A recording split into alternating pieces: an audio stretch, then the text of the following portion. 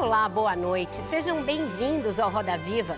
Estamos no ar para todo o Brasil pela TV Cultura e emissoras afiliadas e nas telas do mundo todo por meio das plataformas digitais. Este ano, o Brasil celebra o bicentenário da sua independência. Mas que comemoração é possível diante da tarefa ainda inconclusa de garantir a toda a população os direitos que constituem a plena cidadania? O nosso entrevistado desta noite veio de Portugal para lançar a última parte de sua trilogia monumental e aterradora sobre a escravidão e propor uma reflexão dura em meio a festejos dos 200 anos do Grito do Ipiranga. Ao término dos seus 3 volumes sobre o flagelo da escravidão negra no Brasil, ele não tem dúvidas de que o termo genocídio se aplica ao que ainda hoje é praticado contra negros e indígenas no nosso país. Para colocar o dedo nessa ferida e uma água bem-vinda no chope de uma festa para a qual uma boa parcela da população não foi convidada, está novamente no centro do Roda Viva o escritor e jornalista Laurentino Gomes. Nascido em Maringá, o jornalista e escritor Laurentino Gomes é formado pela Universidade Federal do Paraná, com pós-graduação em administração pela Universidade de São Paulo. Foi repórter e editor no jornal Estado de São Paulo, além de diretor superintendente da editora Abril. Venceu 7 vezes o Jabuti, o mais importante e tradicional prêmio de literatura do país. É autor de livros que se tornaram grandes clássicos sobre a história da colonização do Brasil. A série 1808, sobre a vinda da corte portuguesa para o Rio de Janeiro. 1822, sobre a independência. E 1889, sobre a proclamação da República, já vendeu mais de 3,5 milhões de exemplares. Acaba de lançar o 3º livro da trilogia Escravidão. O autor conta a história econômica e social do país baseada na escravatura entre 1538, data da chegada dos primeiros escravos ao Brasil, até 1888, quando os negros foram libertados pela Lei Áurea. No 3º volume, Laurentino Gomes narra os fatos históricos ligados à escravidão a partir da proclamação da independência. Hoje, ele é um dos maiores nomes e referência da literatura no Brasil e no mundo. Para entrevistar o Laurentino Gomes, nós temos hoje uma bancada parte presencial e parte remota. Aqui no estúdio comigo, Adriana Ferreira Silva, jornalista e escritora. Ana Cristina Rosa, colunista de opinião da Folha de São Paulo. E Eduardo Graça, repórter especial do jornal O Globo em São Paulo. Contamos com a presença remota do Igor Damasceno, head de estratégias digitais das edições Globo Condé Nast. E da Lisandra Magon, jornalista e sócia da editora Jandaíra. Temos ainda o privilégio de ter os desenhos em tempo real do nosso querido Paulo Caruso. Boa noite, Laurentino. Obrigada por estar aqui com a gente de novo e dessa vez presencialmente, que é muito melhor. Boa noite, Vera. O centro da Roda Viva é sempre um desafio, mas é uma alegria vir aqui. Não, a gente aqui aprende muito quando você vem aqui. Laurentino, logo no início aqui, na introdução do seu 3º volume, que a gente devora como devorou os anteriores, de tão fluida que é a escrita, apesar de dura, você diz que ao término dessa empreitada de 3 livros, você reviu um conceito que você tinha no início, de que não era possível falar tecnicamente em genocídio negro no Brasil, dada a definição estrito sensu, né, que a ONU e que outras entidades aceitam, mas que você reviu isso e muito à luz do conceito do Abdias do Nascimento. Eu queria que você explicasse o que mudou e se você está mesmo convencido de que esse genocídio existiu e ainda existe no Brasil. Sim, essa trilogia foi um aprendizado de Brasil muito profundo para mim, né? Eu, desde o 1º volume, eu me propus escrever com um olhar atento. E olhar atento significa prestar atenção ao que o outro está dizendo. E, de fato, no início eu relutava um pouco a aceitar essa ideia de genocídio negro, por uma razão muito simples. Cada pessoa escravizada era um ativo econômico. Como hoje cada pessoa afrodescendente é mão de obra barata no Brasil e é um ativo econômico. Então, não fazia sentido imaginar que estavam sendo deliberadamente eliminados. Mas, ao ler o Abdias Nascimento, com um olhar atento, eu me dei conta de que ele tem toda a razão. Até porque existe hoje no Brasil, de fato, um genocídio físico, concreto. Os jovens brasileiros, especialmente, estão sendo dizimados pela polícia, no confronto com o crime organizado nas periferias das metrópoles brasileiras. Houve um genocídio no passado. Estima-se que chegaram ao Brasil cerca de 5 milhões de homens e mulheres escravizados. E o historiador americano Joseph Miller estima também que só de cada 2 africanos capturados no interior da África, só um sobrevivia ao final do 2º ano no Brasil. Então, outros 4 ou 5 milhões teriam morrido. Então, assim, eu diria assim, embora não exista uma política deliberada de eliminação dessa população, como houve no regime nazista em relação aos judeus e aos ciganos, o resultado é de genocídio. E, principalmente, é de genocídio numa sociedade que recusa à população afrodescendente a oportunidade de sobreviver, de prosperar dignamente no futuro. E eu acho que existe também um genocídio simbólico, que é o apagamento, o branqueamento da memória brasileira. Sim. O Brasil, eu percorri o Brasil todo, eu nunca vi um grande Museu Nacional da Escravidão. O Brasil tem Museu do Amanhã, tem Museu da Língua Portuguesa, tem Museu da Imagem do Som, mas não tem um grande museu da história e da cultura afro-brasileira, como o Barack Obama inaugurou lá no Mall, no Smithsonian, em Washington. Eu acho que isso é parte de um processo de genocídio. E é também um processo de genocídio quando você ouve um candidato à presidência da República, que é o atual presidente, em 2018, dizendo que visitou um quilombo e que lá o mais magro pesava não sei quantas toneladas e não servia nem para se reproduzir. Arrobas. É. E não servia nem para se reproduzir. Quando você diz que um quilombola não serve nem para se reproduzir, você está pregando o genocídio. E é uma reivindicação também da pessoa, né? É isso. Sim. Edu, por favor. Eu queria aproveitar e fazer... Boa noite, Laurentino, como vai? Bom revê-lo. Eu queria aproveitar a pergunta da Vera e lembrar que 2 dos capítulos do seu livro, logo no começo do novo livro, começam com a mesma pergunta, que é o que fazer com os negros do Brasil. Essa era uma pergunta, uma questão central para a elite agrária da época da independência. Mas eu queria aproveitar a pergunta da Vera e fazer a ponte para os dias de hoje. Tristemente, ainda é uma pergunta que as elites brasileiras fazem? Nesse momento? Acho que sim. Eu acho que tem uma analogia curiosa na história da escravidão, que é entre o tratamento que o Brasil dedicou e dedica à sua grande e bela África brasileira, muito sofrida, e ao cultivo da cana-de-açúcar. A cana-de-açúcar foi o primeiro vetor da escravidão africana no Brasil. É sempre bom lembrar que antes de negra e africana, a escravidão foi indígena. Mas com a indústria do açúcar no Nordeste, no litoral brasileiro, começaram a chegar centenas de milhares de homens e mulheres africanos escravizados. O que você faz com a cana? Você moe, tira a doçura, tira o caldo, produz açúcar e joga fora o bagaço. E eu diria que o Brasil tentou e ainda tenta hoje se livrar da sua África. Explorou-a em todos os aspectos, no seu trabalho, na sua sexualidade, na sua capacidade reprodutiva. E depois houve projetos no século XIX, verbalizados, discutidos publicamente a respeito do que fazer. Então, assim, do ponto de vista da elite imperial brasileira, que fez a independência 200 anos atrás, o Brasil idealmente deveria ser branco, europeu, católico. E havia na época a ideia, e aqui eu coloco entre aspas, a ideia de que o sangue africano tinha corrompido a índole brasileira e que era preciso branquear o Brasil. Então, era muito interessante que diversos cálculos feitos ao longo do século XIX de quanto tempo demoraria para o Brasil virar branco pelo processo de miscigenação. Havia cálculos curiosíssimos que diziam, olha, lá pelo começo do século XX, XXI, o Brasil vira branco. Se discutiu na época devolver parte dos... Aliás, isso aconteceu depois da revolta do Malês, na Bahia, em 1835. Devolver africanos à África. Se discutiu criar uma colônia para ex-escravizados no Uruguai, ou colônias agrícolas remotas, como se fossem guetos, campos de concentração no interior do Brasil.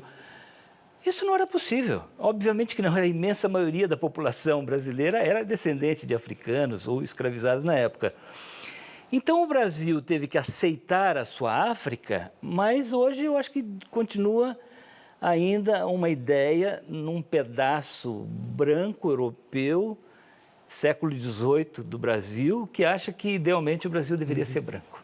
Porque é assim que nós tratamos a nossa África, né? Adriana, por favor. Boa noite, Laurentino. Primeiramente, parabéns pelo belíssimo trabalho. Obrigado. Laurentino, numa das vezes que eu entrevistei a escritora nigeriana Chimamanda Ngozi Adichie, eu disse para ela que quando eu li o Hibisco Roxo, que é um dos romances dela, no qual o personagem principal é um pai muito cruel com a família, eu disse para ela que eu tinha sofrido muito quando eu li o livro. Ela riu, olhou para mim e falou: que bom que você sofreu, porque era isso mesmo que eu queria provocar nos leitores. Ler o seu livro, principalmente se para os leitores que têm algum tipo de relação com o continente africano, os afrodescendentes, é uma tortura do início ao fim, né? É um livro muito importante, mas é muito duro também. Eu queria saber de você, como jornalista, dessa apuração, desse tempo que você passou, mergulhado nessa apuração para escrever esses 3 livros sobre a escravidão, o que mais te doeu, o que mais te impactou e o que mais você acha que foi mais grave desse período? Bem, eu acho que ninguém pesquisa, escreve sobre a escravidão sem participar desse sofrimento. Claro, eu sou um homem branco, eu nunca vivi a experiência de um jovem, de um homem negro no Brasil. Essa dor eu nunca tive, porque eu sou um homem branco. Mas eu tentei, na medida do possível, me aproximar dessa dor. Observando, lendo, tentando entender o que foi que aconteceu. Claro, as histórias de morte, de punições, quer dizer, tinha pessoas que chegavam ao Brasil a bordo de um navio negreiro com até 5 marcas de ferro quente, de ferro em brasa. Havia punições que envolviam cortar um pedaço da orelha, cortar um dedo, 200, 300, 400 chibatadas, às vezes 500 chibatadas. Houve quilombos que foram dizimados, aniquilados pelas forças da coroa portuguesa durante o Brasil colonial e depois do Império Brasileiro no século XIX. Mas eu acho que parte dessa dor, ela está visível hoje ainda. Se você for ao Rio de Janeiro à noite e subir num prédio, numa montanha e observar aquela paisagem, existe uma dor ali, um pedaço do Brasil abandonado que tenta subir o morro porque não tem moradia, que convive com o crime organizado, sem nenhuma estrutura de um serviço oferecido pelo Estado brasileiro. Ontem, por exemplo, eu estava no Rio e eu fui passear no calçadão de Copacabana. E é muito interessante se você tiver um olhar atento. Quem é que está andando ali, fazendo ginástica, tentando manter uma população branca? Quem é que está trabalhando? Quem é que está carregando, puxando carroça? Quando não abandonado na rua, dormindo na calçada? É a população negra. Ana, por favor. Oi, Laurentino. Prazer estar aqui, fazer parte dessa bancada e estar conversando contigo sobre essa obra tão importante. Como tu mesmo disseste no início dessa conversa, essa trilogia foi um aprendizado. Eu, como mulher negra, lendo a trilogia, tive até o volume 2 a percepção de que eu senti falta de histórias de protagonismo negro, sabe? A minha percepção foi de que o protagonismo negro foi colocado num segundo plano, como se os negros aparecessem como colaboracionistas, sabe? Existia, de certa forma, um protagonismo negro nos livros, existe um protagonismo negro nos livros, mas é uma coisa mais colaboracionista, é uma coisa para...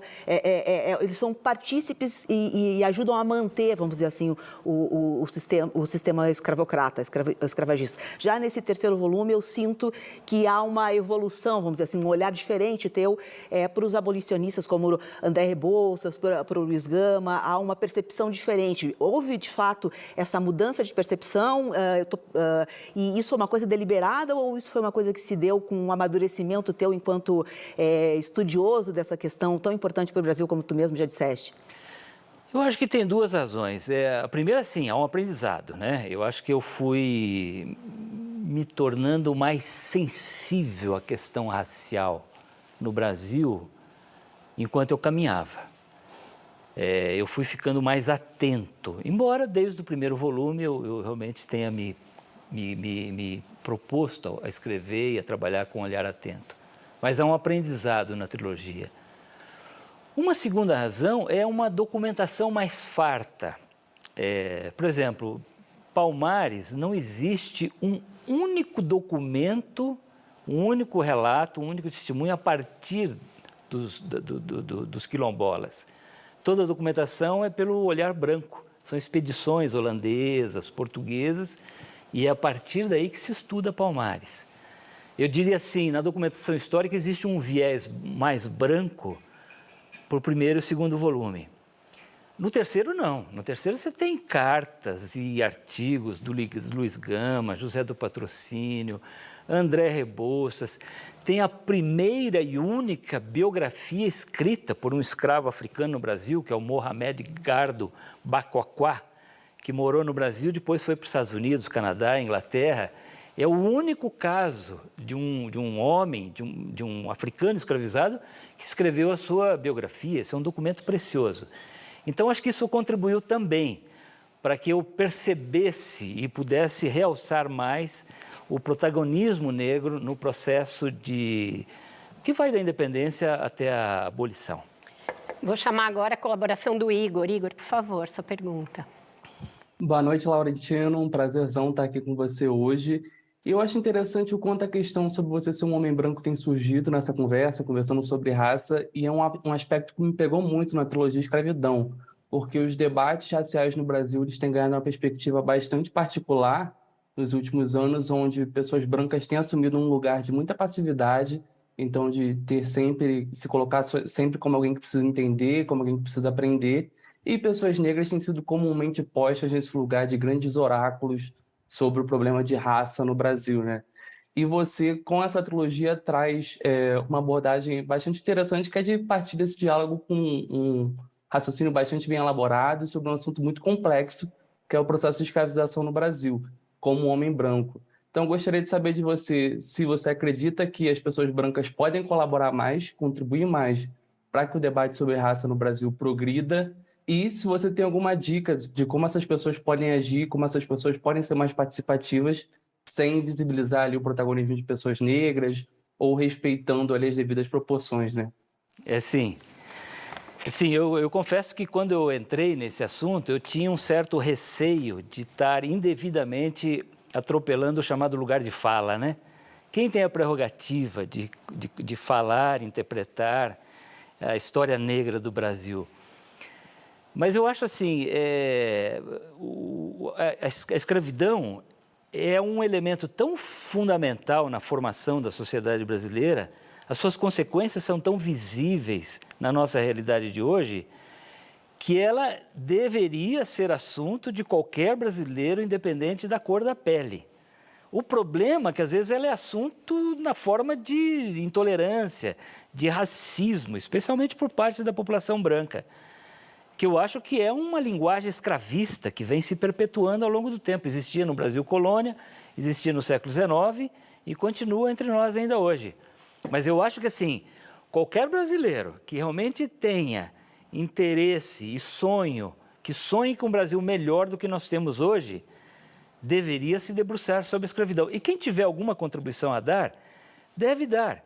Eu acho assim, a escravidão, como a história em geral, ela comporta múltiplas narrativas e múltiplas interpretações, né? Como uma casa que vai sendo construída ao longo do tempo. Cada um chega lá e bota um tijolinho novo. A minha contribuição é uma das muitas possíveis narrativas e interpretações. Eu não tenho nenhuma ilusão de que eu fiz a verdadeira e final e definitiva história do Brasil, da escravidão no Brasil. É uma contribuição. Agora, também acho que é preciso tomar muito cuidado. Assim, eu não quero aparecer aqui como o grande homem branco salvador da causa. A minha contribuição é uma. Às vezes as pessoas, eu vou entrar nesse assunto quase como uma atitude de benemerência. Eu vou aqui me dignar a observar a realidade negra do Brasil, eu como um homem branco que devia estar pensando em outro assunto. Não, essa atitude, eu diria que ela reflete um certo traço de preconceito, de racismo.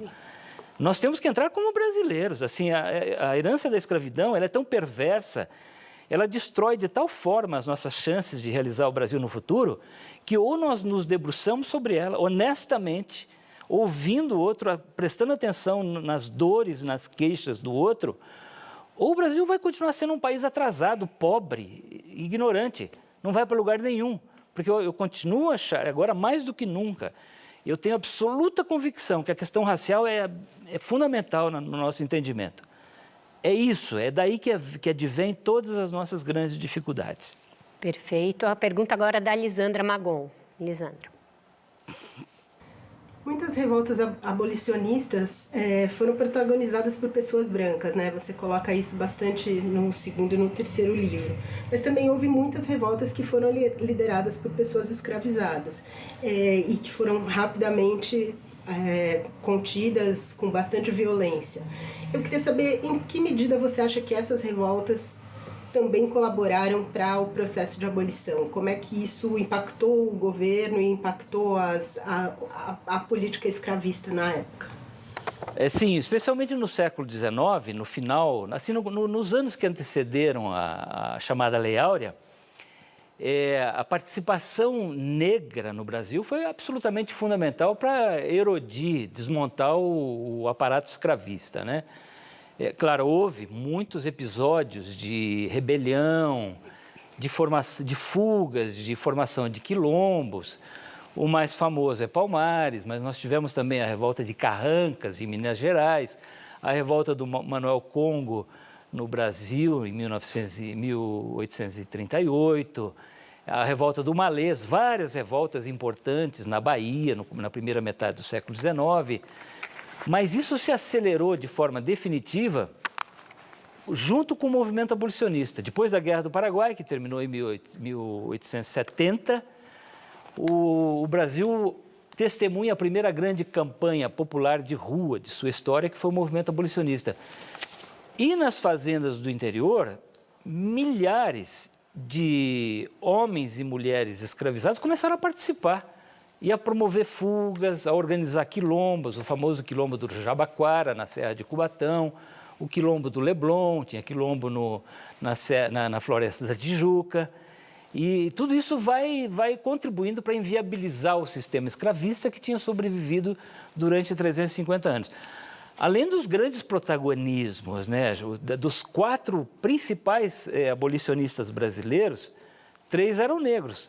O Luiz Gama, José do Patrocínio, André Rebouças. E o outro, o Joaquim Nabuco, era branco, mas 3 dos 4 eram homens negros, né? Laurentino, a gente está às vésperas aí do bicentenário da nossa independência, que é o fato que abre o seu livro, que desencadeia essa última parte da trilogia. Você já disse em entrevistas a propósito do livro que a gente deveria aproveitar essa data para uma reflexão profunda a respeito da incompletude dessa independência, mas em vez disso o que se prenuncia é, de um lado, um desfile militar ufanista esvaziado de conteúdo e de outro, o risco de novas agitações promovidas pelo presidente e pelos seus apoiadores de caráter golpista, de caráter de ruptura, marcados ali por uma tentativa de se contrapor às instituições. Qual é o risco de ruptura que você enxerga no Brasil hoje, a partir desses movimentos que são exortados pelo presidente da República? Eu não, depois de estudar tanto a história do Brasil, eu não acredito que exista um risco real. O que existe é bravata. Pura bravata de quem realmente não tem competência alguma para governar, chegou lá por milagre, é um homem cru, assim, não diz coisa com coisa, usa uma linguagem absolutamente reacionária, escravista, com ecos de uma linguagem escravista, e já percebeu que a chance de perder a eleição é muito grande. Então fica fazendo bravatas apenas porque é o que lhe restou. Mas eu não me assusto com esse clima de radicalização. Eu acho que no primeiro centenário, no Sesc Centenário, o Brasil seguiu um caminho de celebração ufanista.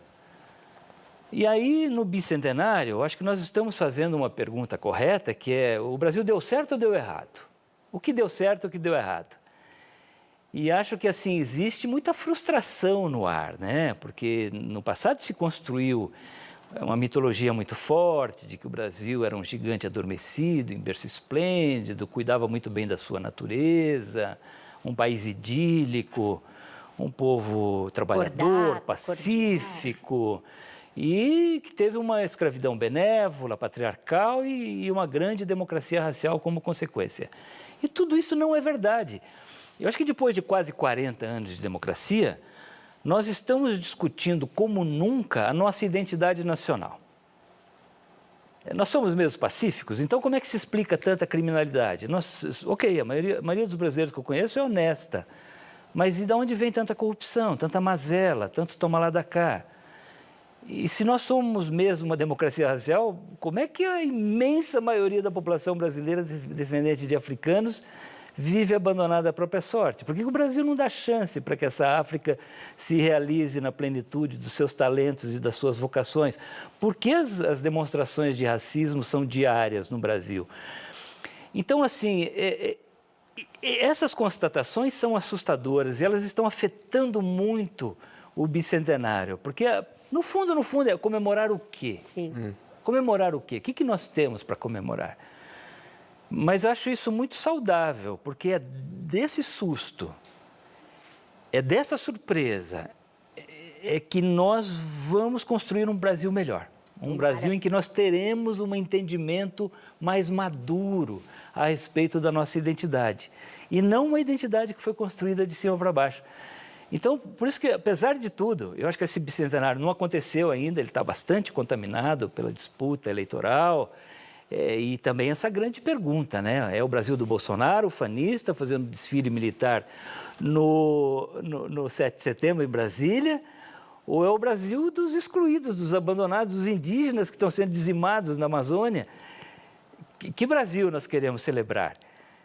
Mas eu acho que é exatamente para isso que é bem-vindo o bicentenário, para que essa reflexão se aprofunde. Nesse sentido, a independência do Brasil traz uma relação muito direta com a luta pelo fim da escravidão, com a luta por liberdade. E aí fica a questão que eu te devolvo e insisto muito nesse ponto, que é o seguinte: a luta que se tinha há 200 anos por liberdade, ela é resguardada as proporções, é claro, mas ela é uma luta diferente da luta que se tem hoje por liberdade e igualdade, Laurentino?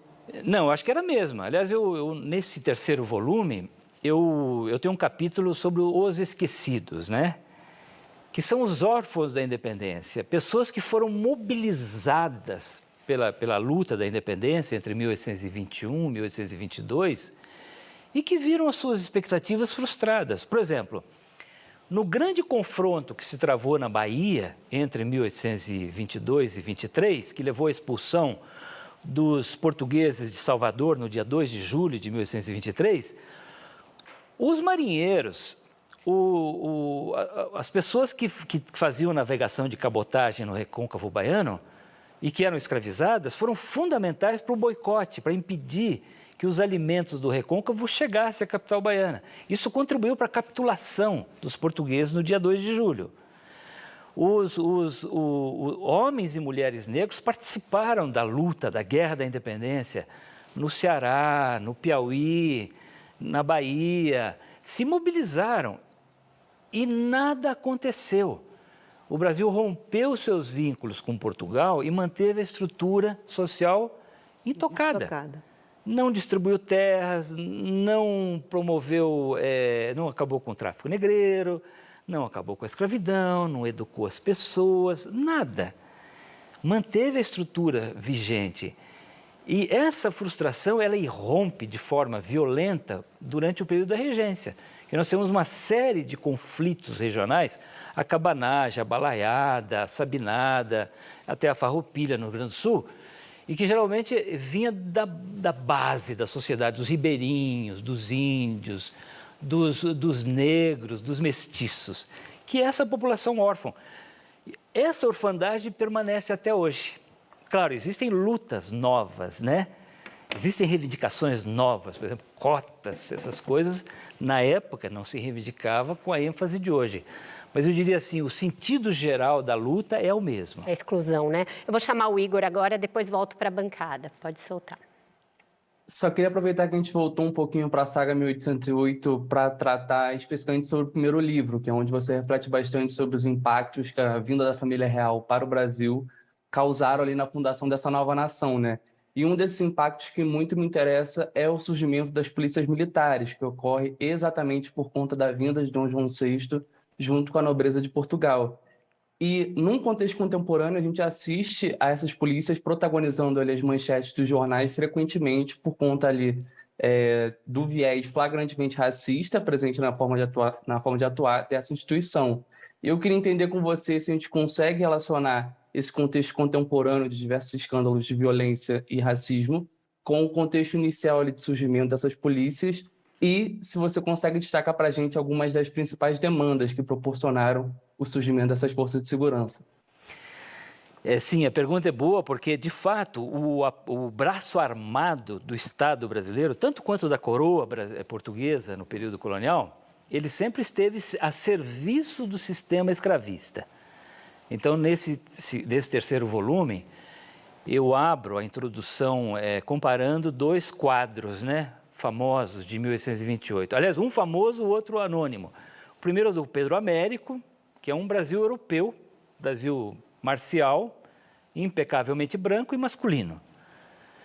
Mas tem um outro quadro pequenininho que está na Biblioteca Nacional da Austrália, porque o autor se mudou para a Oceania, e que mostra o açoitamento diário de negros no calabouço do Rio de Janeiro. O calabouço, em 1822, era um buraco, uma caverna úmida, abafada, sem ventilação, que cheirava fezes e urina, e todos os dias ali se formava uma fila de negros para serem açoitados, porque esse era um dos serviços que o Estado brasileiro prestava aos senhores escravocratas, o açoitamento de negros. E havia uma tabela, quantos réis se cobravam por cada chibatada. Havia cabo do mato, sargento do mato, capitão do mato, ou seja, um aparato militar que se encarregava de punir ou perseguir, capturar fugitivos, destruir quilombos, enfrentar revoltas.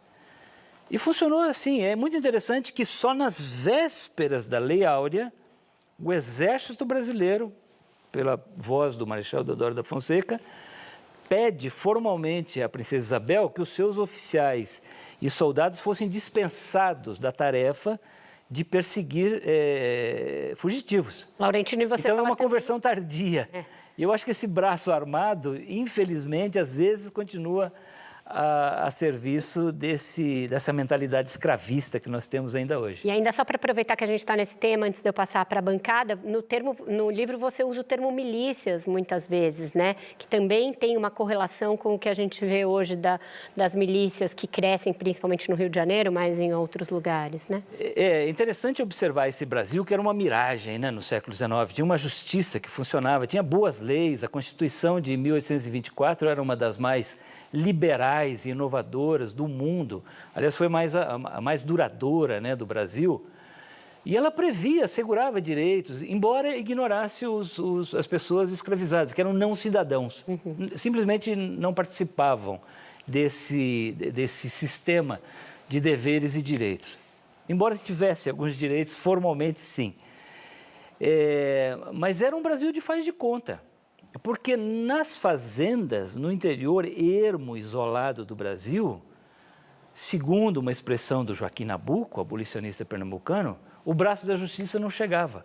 Lá quem mandava eram as milícias, eram os jagunços, eram os capangas dos fazendeiros. Então eu tenho um capítulo, por exemplo, sobre o rei do café, o Joaquim José Souza Breves, que ele tinha uma enorme milícia no Vale do Paraíba, nas suas fazendas. E aí uma vez houve um conflito ali, a filha dele morreu, o genro reivindicou a guarda da filha, a neta do Souza Breves, e o Império Brasileiro deu causa ao genro. A polícia foi lá e a milícia enfrentou. Então, ele confrontou o Estado brasileiro em favor da defesa dos seus interesses particulares. E era assim no Brasil inteiro. Adriana, depois Edu.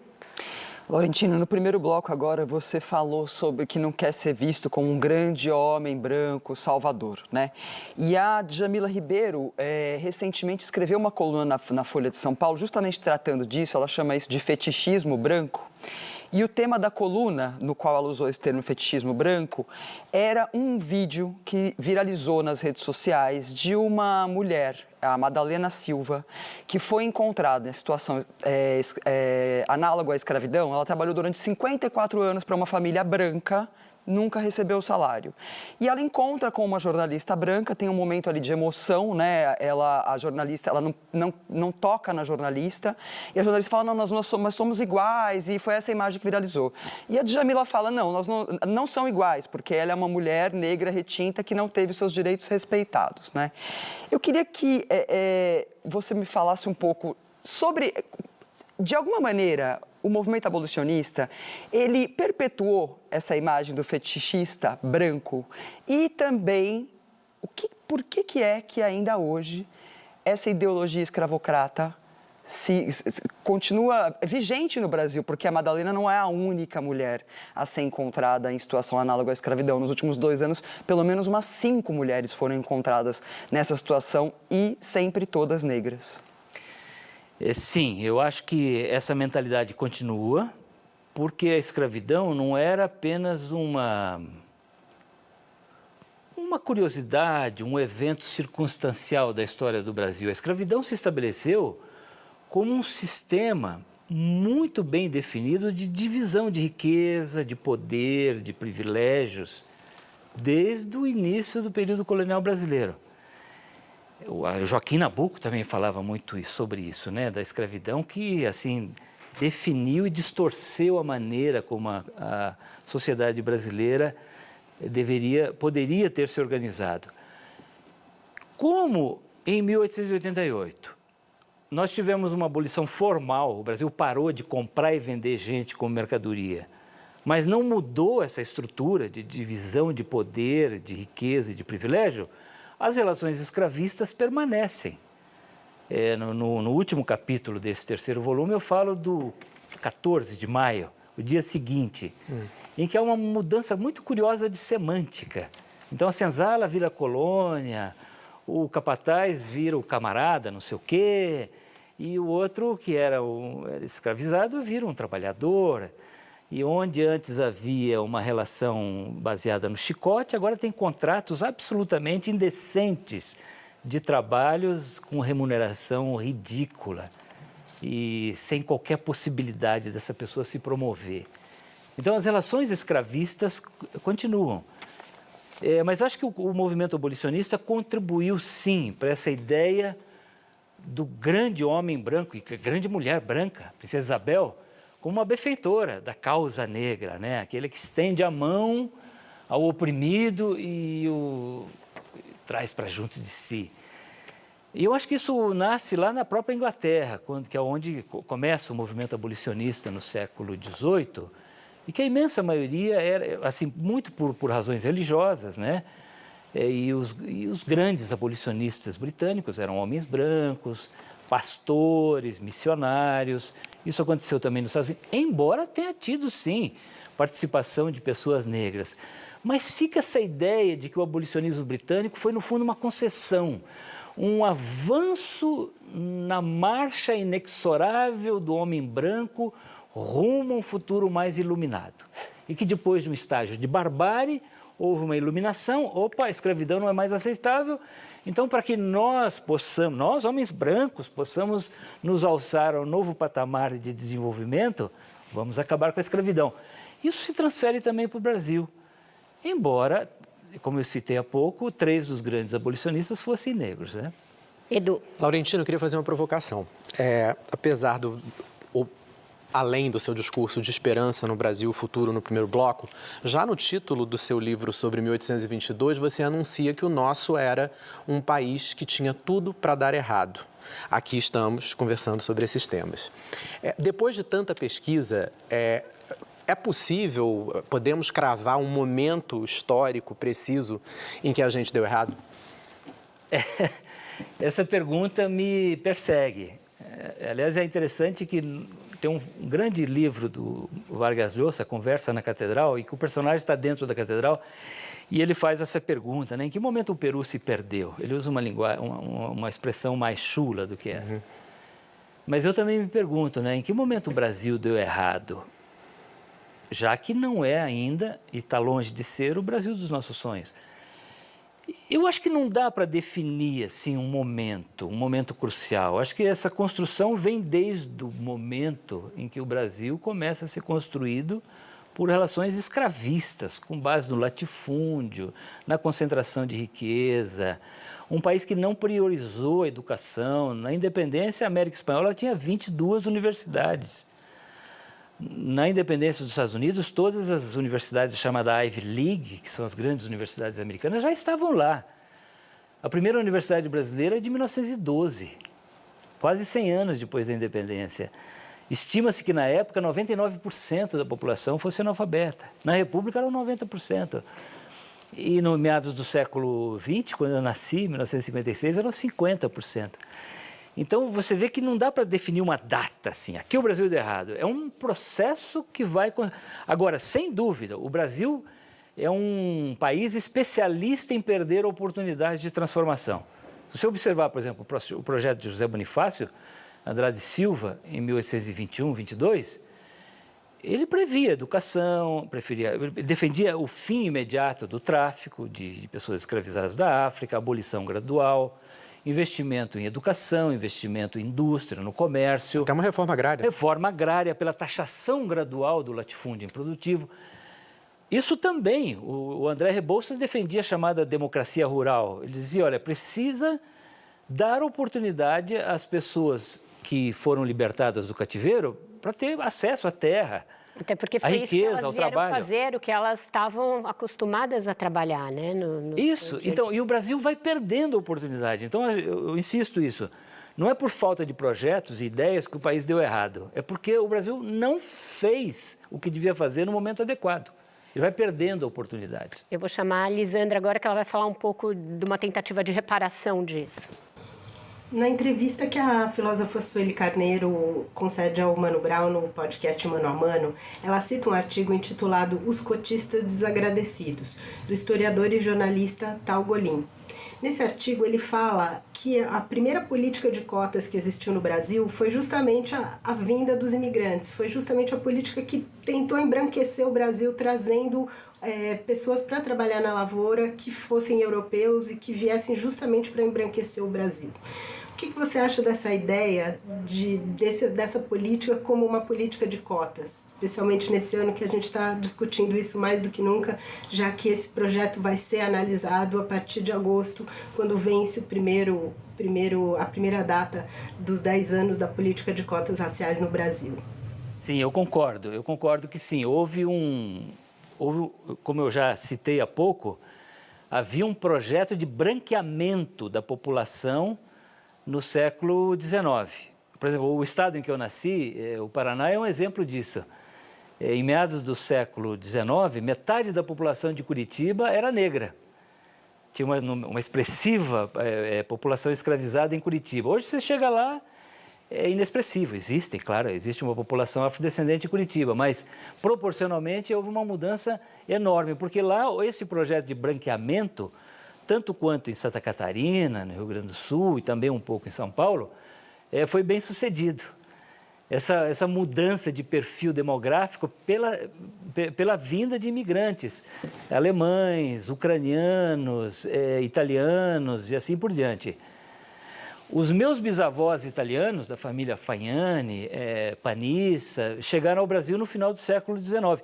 Sofreram muito, saíram da Itália fugindo da fome e trabalharam na lavoura de café, às vezes em condições muito parecidas com o da época da escravidão. Demoraram 50 anos para conseguir comprar um pedaço de terra no norte do Paraná, na fronteira agrícola. Mas ainda assim tiveram um tratamento muito melhor do que os africanos, que eram marcados a ferro quente embarcados à força no navio negreiro e vendidos como mercadoria na chegada ao Brasil. Não existe comparação. Então, sim, havia um cotismo, né, de aumentar a cota de brancos no Brasil. E essa coisa de cotas é muito curioso, viu? Não sei se as pessoas sabem, mas uma das primeiras leis de cotas no Brasil é da década de 60, que é a chamada Lei do Boi, que dava cotas preferenciais a filhos de fazendeiros e pecuaristas em escolas agrícolas. Nunca ninguém reclamou dessa lei, porque privilegiava majoritariamente pessoas brancas. Quando tem lei de cotas para pessoas afrodescendentes, precisa meritocracia. Exato. Cabe mais uma antes do intervalo. Quem dá mais, Dri? Laurentino, no seu livro, em alguns momentos, você usa a palavra casta.